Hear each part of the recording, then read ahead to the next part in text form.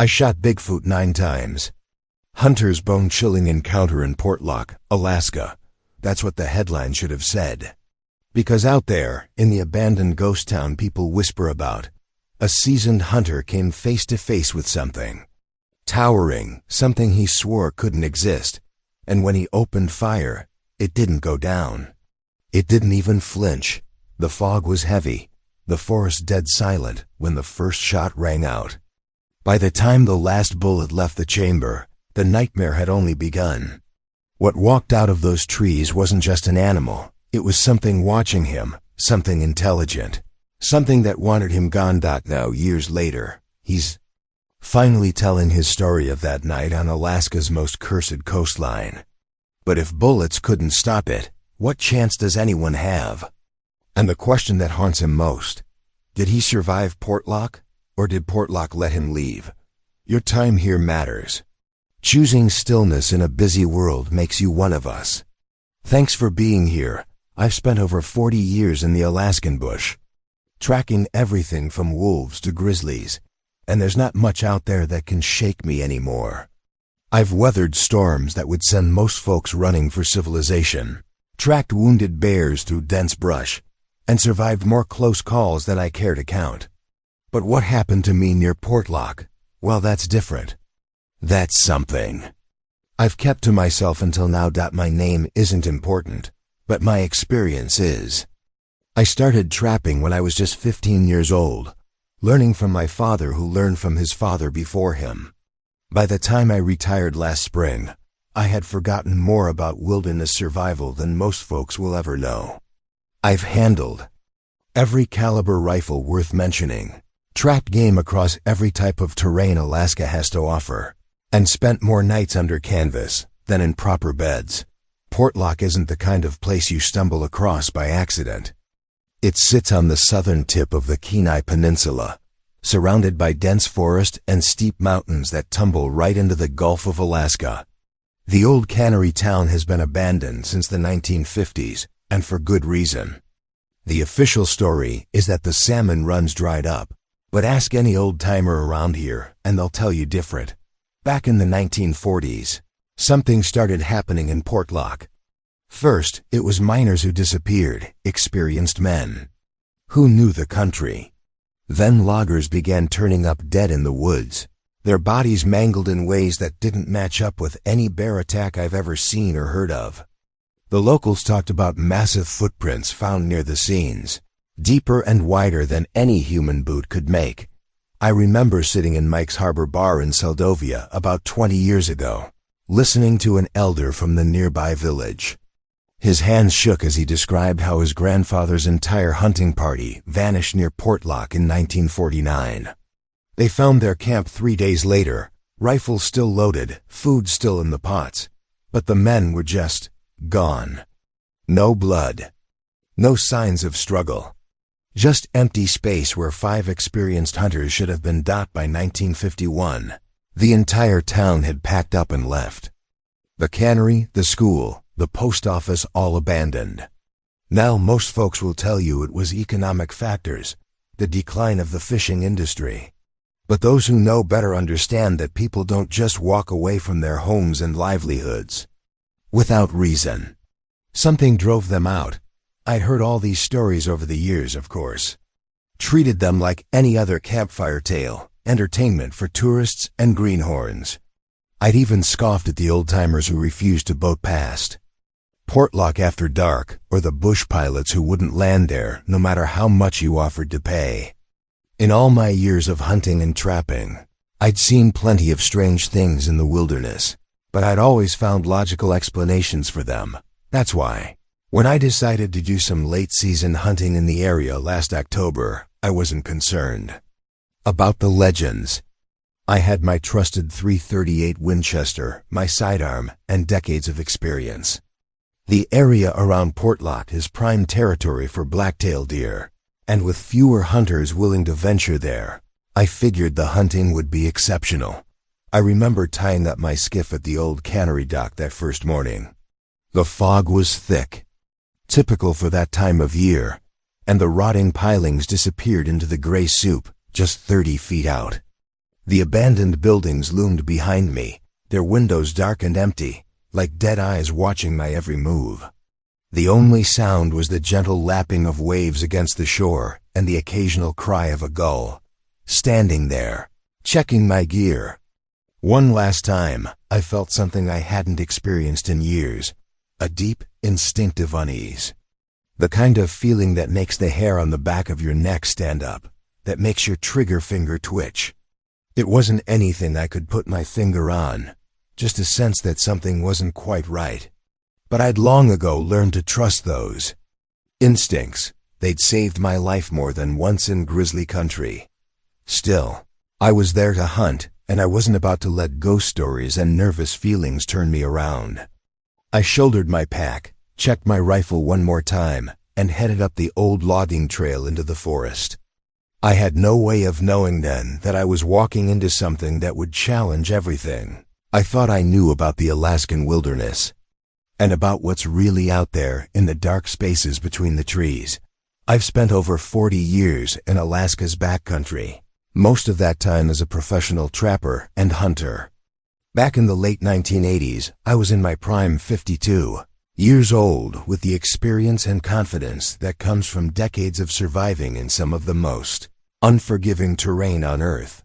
I'd tracked grizzlies through spring thaws, navigated whiteout conditions in the Brooks Range, and spent weeks alone in areas so remote that my closest neighbor was 100 miles away. But Portlock, that was different. That place had a reputation that made even seasoned bush veterans think twice. I'd been planning this particular trip for months. It was late September of 1987, and I had my sights set on combining some early season trapping with a brown bear hunt. The timing was perfect. The bears would be actively feeding before denning up for winter, and the fur on most animals would be starting to prime up nicely. I figured I could set some trap lines while scouting for bear sign, maybe even bring home a decent-sized brownie if luck was on my side. My gear was meticulously chosen and packed. I had my trusted Winchester Model 70 in .338 Winchester Magnum, not the biggest bear gun out there, but with proper shot placement, it would do the job. For backup, I carried a Smith & Wesson Model 29 in .44 Magnum on my hip. The rest of my kit was pretty standard for an extended bush trip. Oilcloth pack containing my single-man tent, dried foods to last 2 weeks basic, trapping supplies, and the various tools needed for skinning and field dressing. The real key to my operation was my 16-foot skiff. I demodified it specifically for coastal hunting, adding extra flotation and a reliable 25-horsepower outboard. That boat was my lifeline, the only way in or out of Portlock unless you wanted to attempt an arduous overland trek through some of the densest brush Alaska has to offer. I remember sitting at my kitchen table the night before, spreading out my topographical maps and going over them one more time. The abandoned cannery would serve as my base camp with good access to both the coastline and the valley that cut inland. The terrain around Portlock is brutal. Steep mountainsides covered in thick spruce and alder that funnel down into narrow valleys. Perfect bear country, but also the kind of place where you could get yourself into trouble real quick if you weren't careful. Some folks thought I was crazy for going in there alone. The stories about Portlock weren't just campfire tales. There were official reports, newspaper articles from the 1940s and 50s documenting the disappearances. But I'd always figured those incidents had reasonable explanations. Maybe a rogue bear, or people getting lost in the notorious fog that tends to sock in that stretch of coastline. Besides, I'd been solo hunting remote areas since before Alaska was even a state. I knew what I was doing. The morning I set out, the weather was about as good as you could hope for that time of year. The fog had lifted enough to navigate safely, and there was just a light chop on the water. I'd launched from Seldovia at first light, loaded down with enough supplies to last me at least 2 weeks. The run to Portlock took about 3 hours, keeping close to the coastline and watching for logs and other debris in the water. I still remember the first sight of the abandoned cannery buildings emerging from the morning mist. Even after 30+ years of neglect, those weathered structures stood like gray sentinels against the dark tree line. The old dock was mostly rotted away, but I found a decent spot to beach the skiff where I could easily pull it above the tide line. This wasn't my first time in abandoned places. Alaska is full of them. Ghost towns left behind when the gold or fish or whatever else people were chasing ran out. But something about Portlock felt different. Maybe it was knowing its history. Or maybe it was just the way the dense forest pressed right up against the old buildings, like nature was eager to reclaim what humans had left behind. Still, I had decades of experience under my belt. I'd handled every kind of situation the bush could throw at me, or so I thought. I was confident in my abilities, my equipment, and my judgment. That confidence, built over countless successful hunts and trapping seasons, would soon be tested in ways I never could have imagined. I've spent over 40 years in Alaska's backcountry, most of that time as a professional trapper and hunter. Back in the late 1980s, I decided to test myself against one of the most isolated and forbidding corners of the state, Portlock. I'd heard all the stories, sure, but I figured my experience would serve me well. I'd tracked grizzlies through Devil's Club thickets, navigated whiteout conditions above the tree line, and spent months alone in places where the next human might be 50 miles away. The morning I guided my 16-foot skiff into Port Chatham, the fog was thick enough to drink. That's normal for this part of the coast. The weather here changes faster than a card shark's deck. But something felt different from the moment I cut the engine and let the boat drift toward shore. The silence hit me first. Anyone who spent time on Alaska's coast knows it's never truly quiet. There's always something: gulls squabbling over fish, ravens croaking from the spruce tops, salmon breaking the surface as they head upstream to spawn. But that morning, there was nothing. Just the soft lap of water against the hull and the mist pressing in around me. I've been on plenty of quiet mornings, but this was different. This was like someone had thrown a heavy blanket over the whole inlet. Even the air felt wrong, dense and still, like it was holding its breath.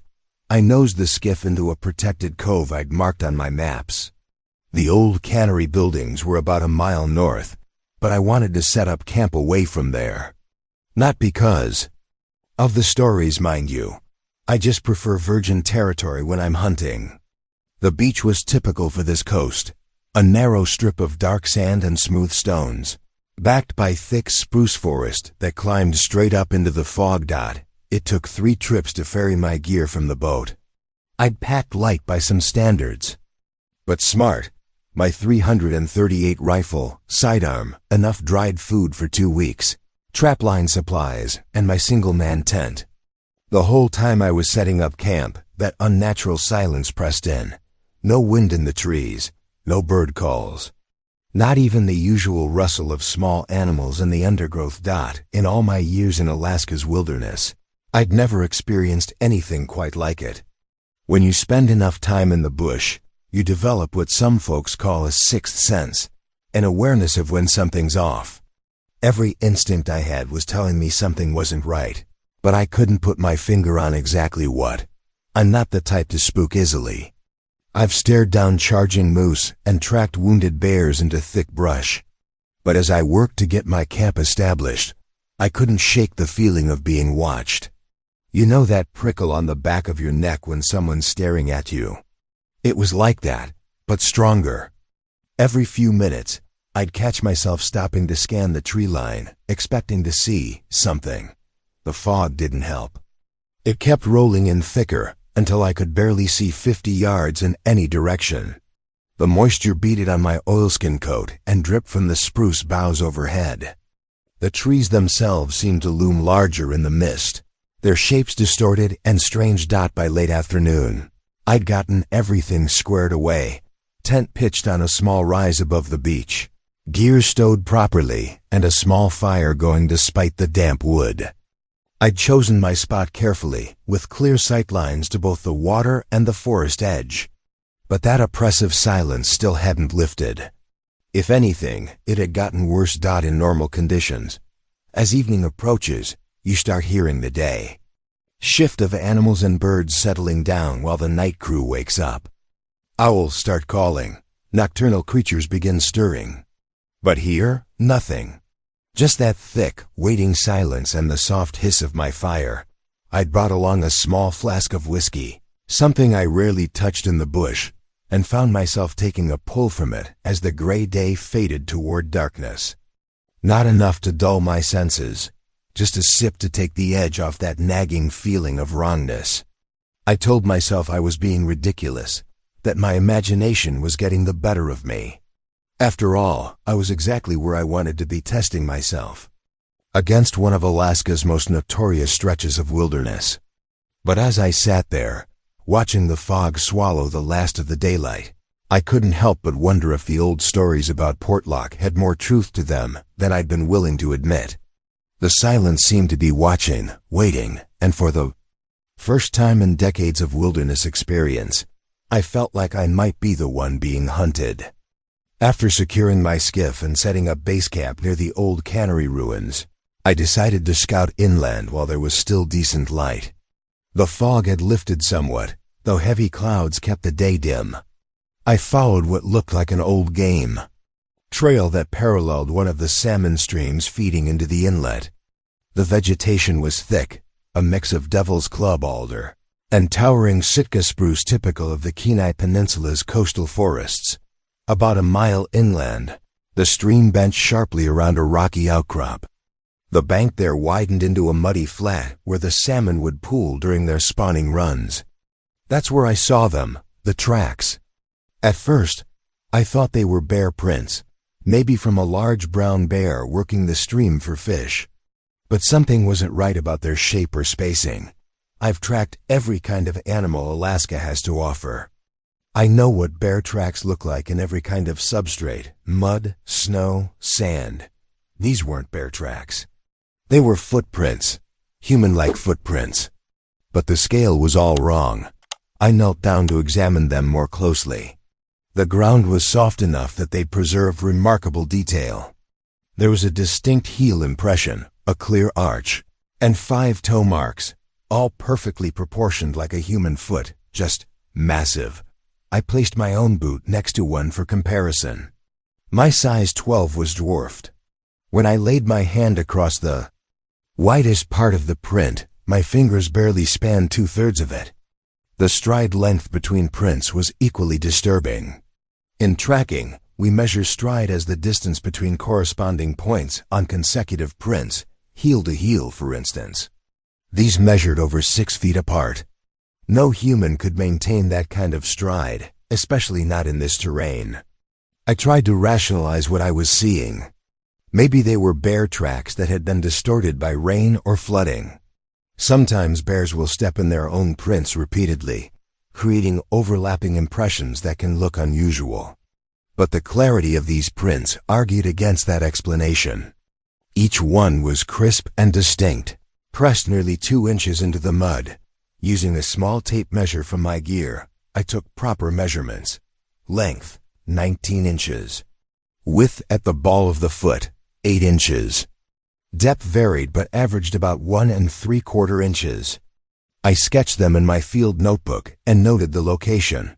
The tracks led upstream for about 50 yards before disappearing into a thicket of Devil's Club. I wasn't about to push through that mess of thorns just then, but I did notice the vegetation had been pushed aside in a way that suggested something large had passed through recently. The broken stems were still oozing sap. What really got to me was the deliberate nature of the prints. They didn't meander like an animal foraging. They moved in a straight, purposeful line, just like a person walking with somewhere specific to go.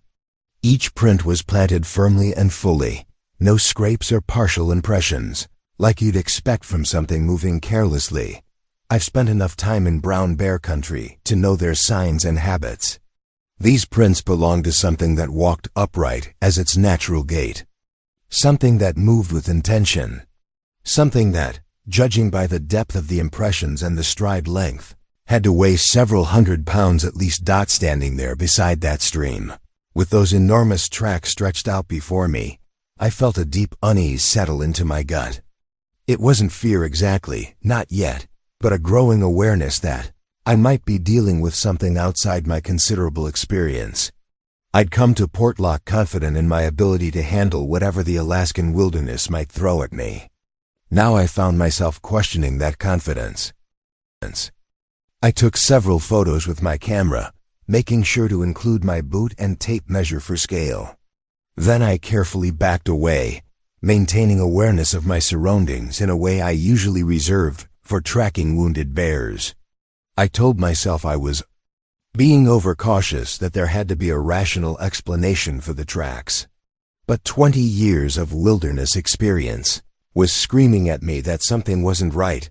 The rest of my scouting that afternoon felt different. I found myself paying closer attention to the sounds around me, or rather, the continuing lack of them. The silence that had struck me upon arrival now seemed more significant, more purposeful somehow. Every shadow in the forest took on new meaning. Every snapped twig demanded my attention. I made my way back to camp before sunset, trying to shake off the unease from those tracks. The fog had settled back in, bringing an early darkness that made the forest feel closer, more confined. I got a small fire going using driftwood collected earlier, and set up to cook the freeze-dried meal I'd packed. Nothing fancy, just some beef stew that would warm my bones after a long day. The flames cast dancing shadows against the abandoned cannery buildings looming behind my camp. Their weathered walls and broken windows seemed to watch me as I stirred my dinner, the metal spoon clinking against the pot. The tide was out, and that unnatural silence I'd noticed earlier had only deepened with nightfall. Usually the Alaskan coast at night is full of sound, waves lapping, nocturnal animals moving about, the wind in the trees. But here, even the normal creaks and groans of the old buildings seemed muted. That it was about 8:30 in the evening when I heard it. At first, I thought someone was chopping wood, which made no sense given how remote this location was. The sound came from across the valley, maybe half a mile away, a distinct series of knocks, evenly spaced, knock, knock, knock, then a pause of about 10 seconds before another series. Knock, knock, knock, knock. I've heard all sorts of sounds in the wilderness, branches falling, trees creaking in the wind, even glacial ice cracking. This was different. These knocks had rhythm and intention. They were clearly being made by something solid striking against wood, but with a precision that seemed deliberate. I switched off my headlamp and let my eyes adjust to the darkness, straining to pinpoint the direction. The sound echoed off the valley walls, making it hard to locate exactly, but it seemed to be coming from the general area where I'd found those tracks earlier. Then the knocking stopped, and something else filled the silence. It started as a low rumble, almost below the threshold of hearing, but it built into what I can only describe as a guttural cry. Not quite a roar, not quite a howl, something in between, but massive in scale. The sound had weight to it, like you could feel it in your chest. My first thought was that it must be a bear. I'd heard plenty of brown bear vocalizations over the years.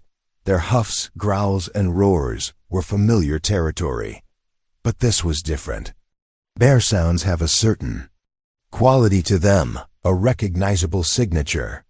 This cry had structure to it, almost like speech but distorted through something inhuman.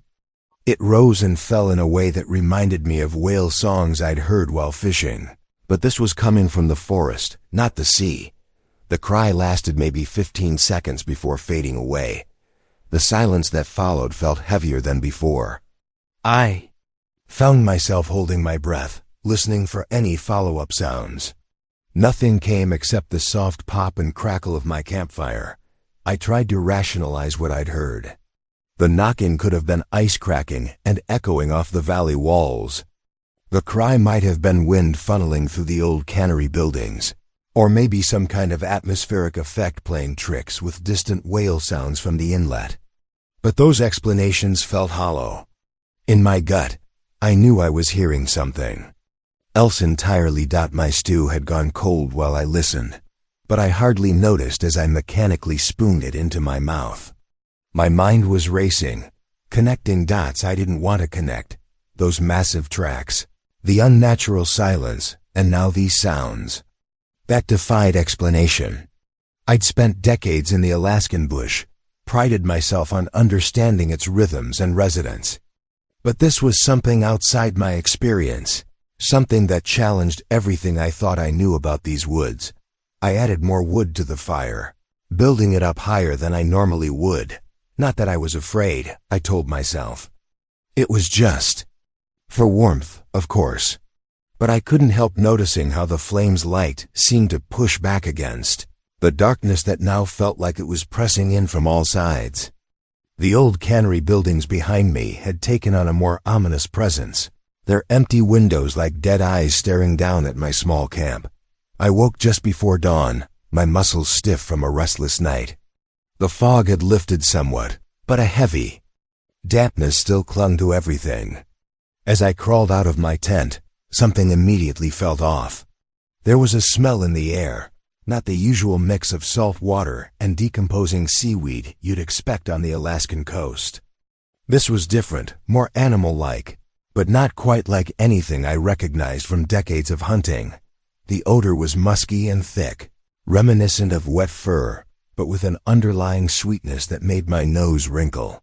It reminded me a bit of when you come across an old moose bedding area, but much more intense.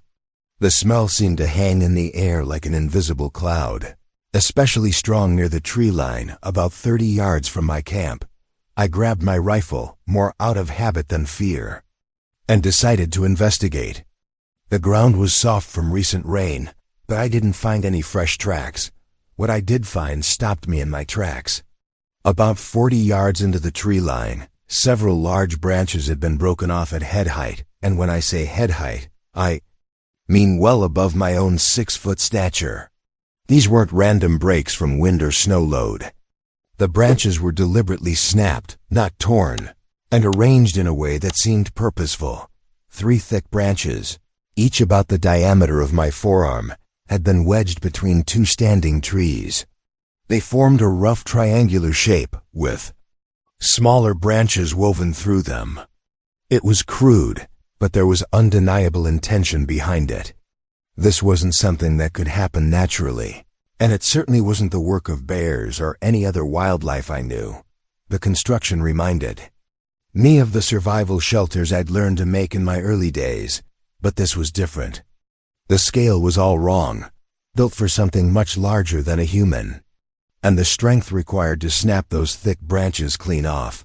I'd seen brown bears break branches before, but these breaks were different. They were precise, almost surgical in their placement. That musky odor was strongest around this structure. As I examined it more closely, I noticed smaller branches had been stripped of their bark in a systematic way. Not chewed or clawed, but peeled, again showing a level of dexterity that made me increasingly uncomfortable. Standing there, I felt a sensation I hadn't experienced in decades of wilderness travel, the acute awareness that I was trespassing. In all my years hunting and trapping, I developed a sense of belonging in the Alaskan bush. But here, in this moment, every instinct was telling me I was an unwelcome intruder in someone else's territory. The morning silence was different from the previous day's unnatural quiet. This felt expectant, like the woods were holding their breath. Even the ravens, which had finally returned to the area, seemed to be keeping their distance, their calls muted and infrequent. I took several photos with my small camera, careful to include my hunting knife in the frame for scale. Looking back at my camp through the trees, I realized how exposed it was. The abandoned cannery buildings that had seemed like decent shelter now felt like they were funneling me into a corner of something else's domain. The implications of what I was seeing were difficult to process. I'd always approached the wilderness with a hunter's mindset. I was the apex predator, the one doing the stalking. But examining those broken branches and that deliberate construction, I felt my role shifting. The territory markers were clear, even if I didn't want to admit what might have made them. The musky odor followed me back to camp, or maybe it was just stuck in my nose by then. Either way, it served as a constant reminder that something large, strong, and intelligent enough to create structures was sharing these woods with me.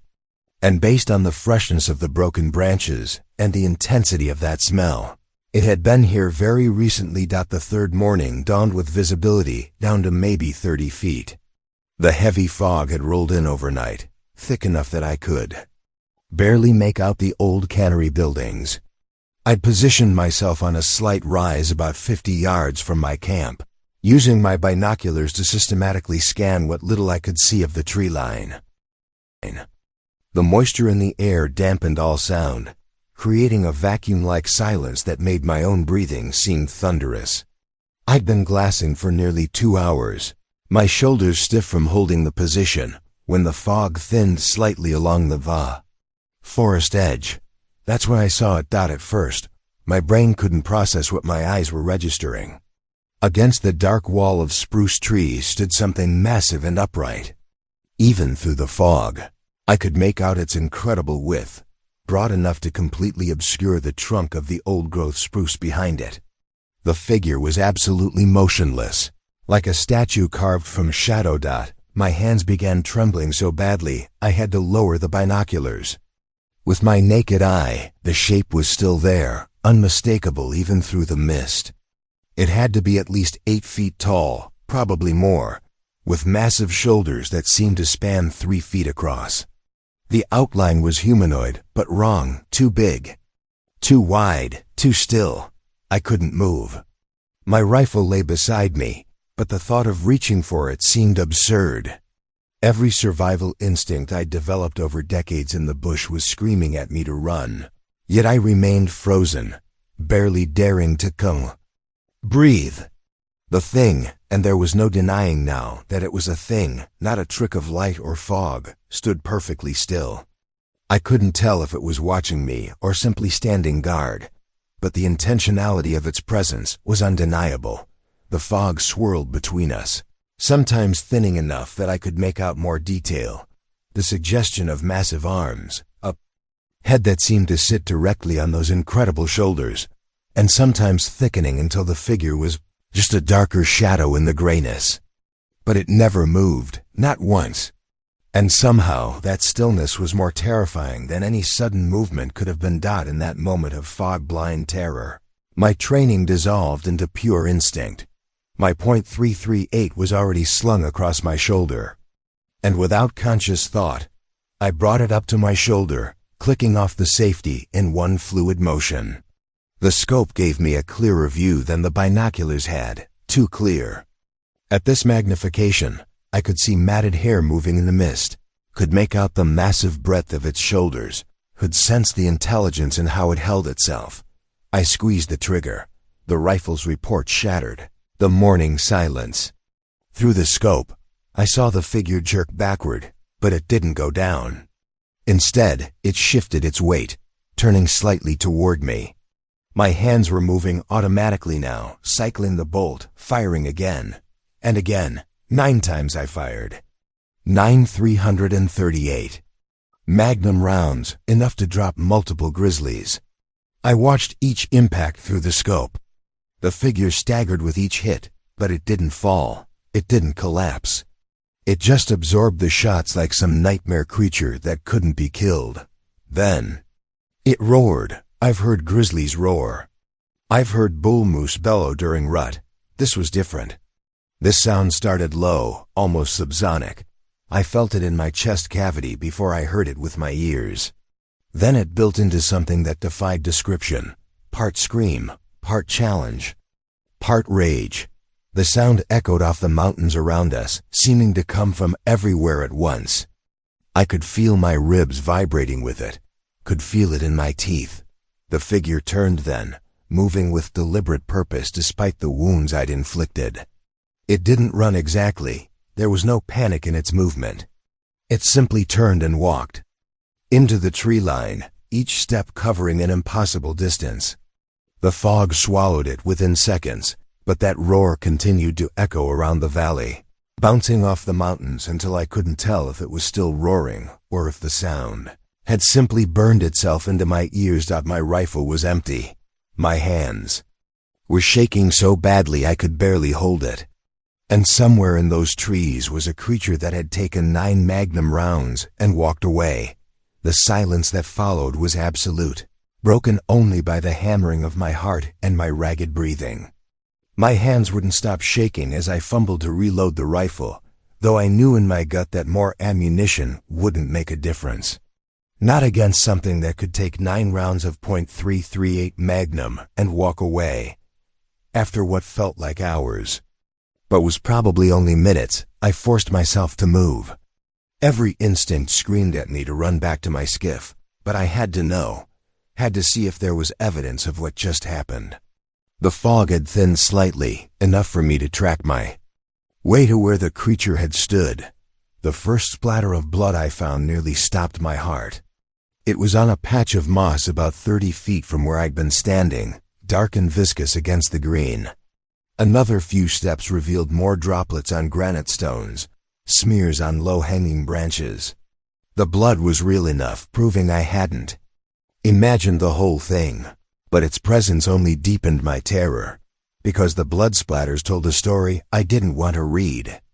They were spread wide, some drops nearly 7 feet off the ground, confirming the impossible height of what I'd shot at.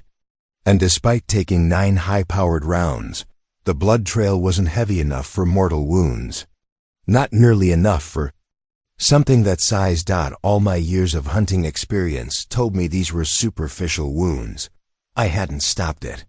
I hadn't even seriously injured it. I just made it angry, standing there among the evidence, surrounded by signs of a creature that shouldn't exist. The full weight of my situation crashed down on me.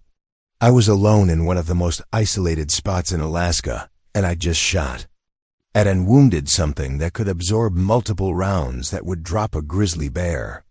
Something intelligent enough to use tools, make structures, and communicate through complex sounds. Something that now had every reason to want revenge. The silence around me took on a new quality, then not empty, but watchful, waiting, the kind of silence that comes when a predator is sizing up its prey. The silence after finding those dark splatters didn't last long. As dusk crept in, the wilderness around my camp transformed into something I'd never experienced in all my years in Alaska. The first warning came as a massive branch crashed down just 20 feet from my tent, making me jump despite my decades of outdoor experience. This wasn't a natural fall. The crack had been deliberate, angry. I huddled near my fire, my rifle across my lap, trying to maintain some illusion of control. The heavy musk I'd noticed earlier returned with suffocating intensity, so thick I could taste it at the back of my throat. It wasn't the familiar scent of bear or moose. This was something primally different, something that made every hair on my neck stand rigid. Throughout that endless night, rocks began pelting my camp.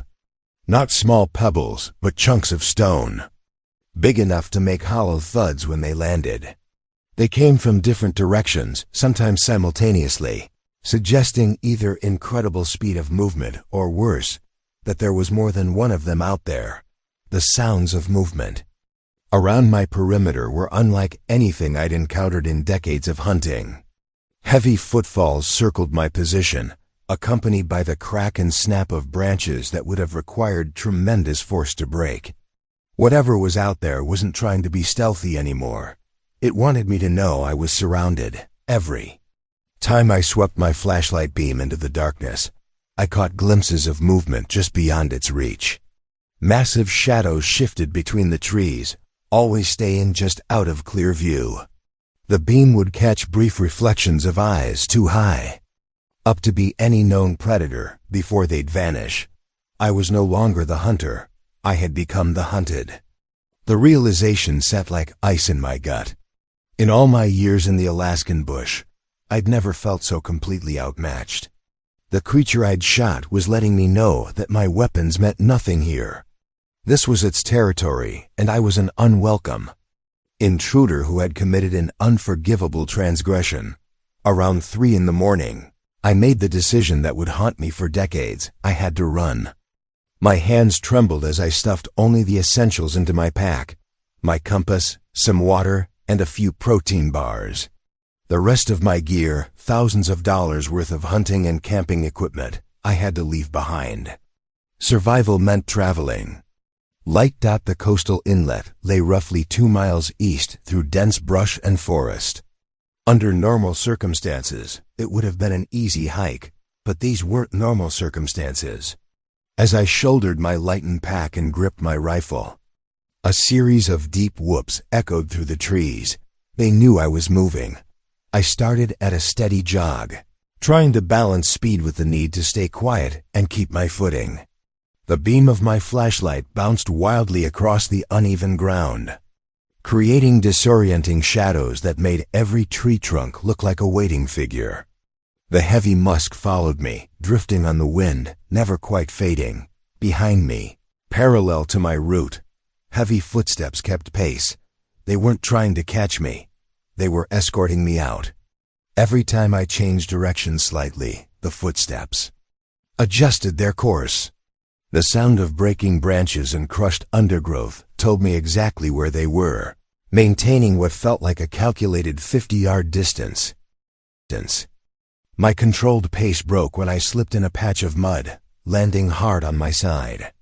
The impact drove the air from my lungs, and in that moment of vulnerability, the footsteps drew closer.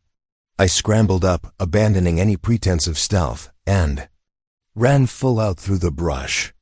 Branches whipped my face, thorns tore at my clothes, but terror drove me forward. The pursuit changed too.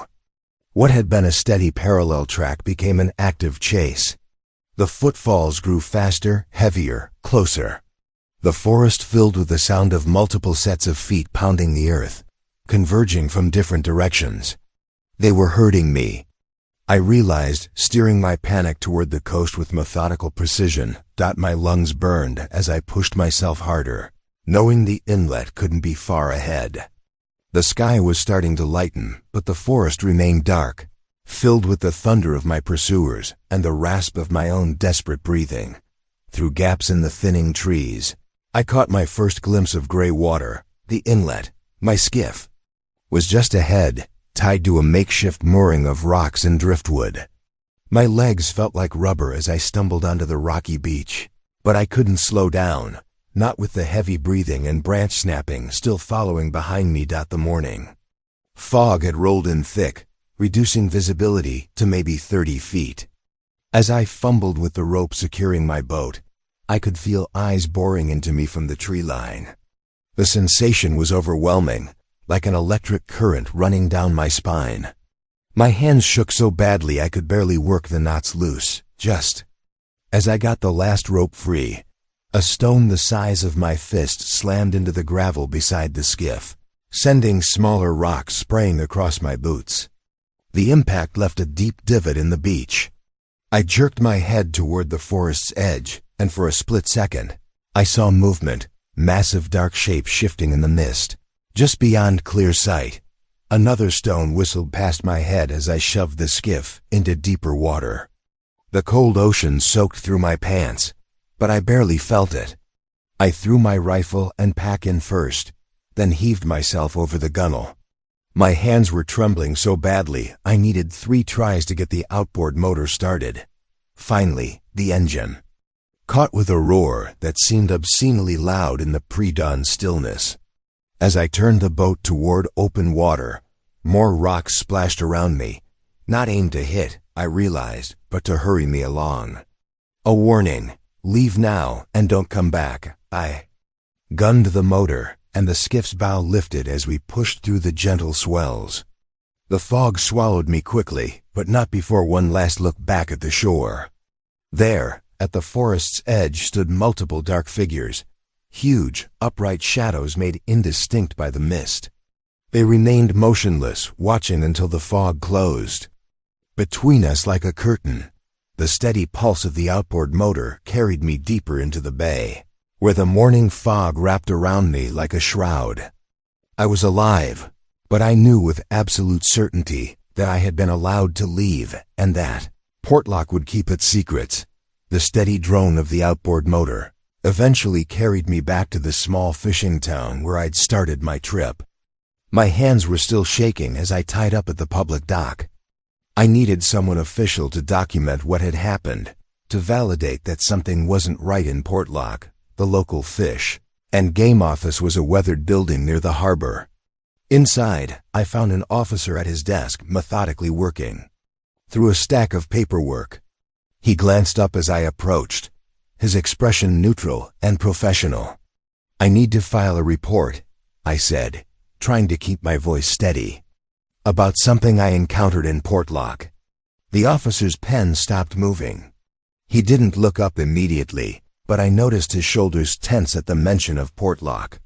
When he finally raised his eyes to meet mine, there was something guarded in his gaze. I laid out my story: the tracks, the knocks, the shooting, the pursuit. Throughout my account, the officer remained silent, his face carefully blank. But I noticed his knuckles whitening as he gripped his pen tighter, especially when I described the size of the figures I'd seen. When I finished, he sat back in his chair and studied me for a long moment. "How long you been hunting in Alaska?" he asked finally. "Over 20 years, I replied. He nodded slowly, then opened his desk drawer and pulled out a form. I felt a flash of relief. He was going to document it. But instead of filling it out, he slowly slid it back into the drawer. "Listen," he said, his voice dropping to barely above a whisper. "Portlock, it has a history best left alone. I'd suggest you do the same. But don't you want to investigate? Those tracks, the blood I found." He cut me off with a sharp shake of his head. "No official report," he said firmly. Some things we don't put on paper. For everyone's good." The way he said it, combined with how carefully he was avoiding my eyes, told me everything I needed to know. Even the authorities knew something was out there. They just chose not to acknowledge it. I left that fish and game office with more questions than answers. But the officer's reaction confirmed what I'd already suspected. Portlock held secrets that some preferred to keep buried. In the decades since that day, I've spent countless nights replaying every moment, every decision I made during those terrifying hours. The guilt weighs heaviest when I think about firing that rifle. What if I had just stayed still? What if that being, whatever it was, had simply been observing me, maybe even protecting its territory? I was the intruder after all. Those 9 rounds I fired might have provoked something that otherwise would have left me alone. The blood I found proves I wounded it, and that knowledge haunts me. You don't spend decades in the Alaskan bush without developing a deep respect for the land and its creatures. The thought that I might have injured an unknown species, possibly even an intelligent one, sits like a stone in my gut. I've never returned to Portlock. The gear I abandoned there, thousands of dollars worth of equipment, remains where I left it. No amount of money could convince me to go back and retrieve it. Some places you learn to leave alone. I've kept this story to myself all these years, sharing it only with my closest family. The few times I've hinted at what happened, I've seen that look in people's eyes, the one that says they think you're either lying or crazy. Even other hunters, men who've spent their lives in the wilderness, tend to shuffle uncomfortably when you mention anything that sounds like Bigfoot. But I know what I saw. I know what I heard. That roar still echoes in my dreams, and sometimes I wake up smelling that musky odor. The rational part of my mind wants to explain it all away. Stress, fear, fog playing tricks with my eyes. But then I remember the officer's face when I mentioned Portlock. And I know I'm not alone in carrying this burden of knowledge. Some things in this world defy explanation. Some mysteries are better left unexplored. And some stories, like this one, are better left untold, until enough time has passed that the truth matters more than ridicule. I feel compelled to leave a warning for anyone who might venture into those remote Alaskan territories, especially around Portlock. We humans have grown too comfortable with our supposed dominance over nature too confident in our modern weapons and technology. I was the same way. Decades of experience in the bush, a high-powered rifle at my side, and the arrogant belief that I could handle anything the wilderness threw at me. But what I encountered that day shattered those illusions completely. When I raised my rifle and fired those 9 rounds, 9 solid hits that would have dropped any known animal, and watched that massive figure merely stagger before unleashing that bone-chilling roar, well, it fundamentally changed my understanding of what exists in this world. Think about that for a moment. 9 direct hits, it didn't drop, it didn't fall. It just got angry. Our ancestors weren't fools when they passed down their legends and warnings. They didn't abandon entire settlements like Portlock on mere whims or ghost stories. Those tales of monsters in the woods, of territories we shouldn't enter, of beings beyond our understanding, they carried hard-won wisdom. The old-timers who warned about certain valleys, certain mountains, certain stretches of coastline, they knew things we've forgotten. When that fish and game officer refused to take my report, his reaction told me everything I needed to know. The authorities aren't ignorant of what lurks in places like Portlock. They've just learned it's better to let sleeping dogs lie. Some truths are too uncomfortable for official reports and government databases. Your high-powered rifles, your bear spray, your satellite phones, they might give you a false sense of security. But I'm telling you now, there are things in this world that won't go down with a few bullets. There are creatures that view our most lethal weapons as mere annoyances. And there are places like Portlock that were abandoned for damn good reasons. I've spent my life in the Alaskan wilderness. I've faced down grizzlies, weathered storms that would freeze the blood in your veins, and survived conditions that would break most men. But nothing in all those years prepared me for what I encountered in Portlock. That massive figure in the fog, that earth-shaking roar, those intelligent eyes watching from the tree line. They belong to something beyond our normal understanding of wilderness predators. So take this as my final warning. Some places are meant to stay abandoned. Some territories aren't meant for human intrusion. And if you ever find yourself in the deep wilderness, hearing wood knocks echo across a valley or catching that distinctive musky scent on the wind, remember my words. I hit it 9 times and it didn't drop. Your best chance isn't to stand and fight, it's to leave immediately, while it still lets you, because next time, you might not get the chance to escape at all. If this story lingered with you, subscribe. I'll return tomorrow with more.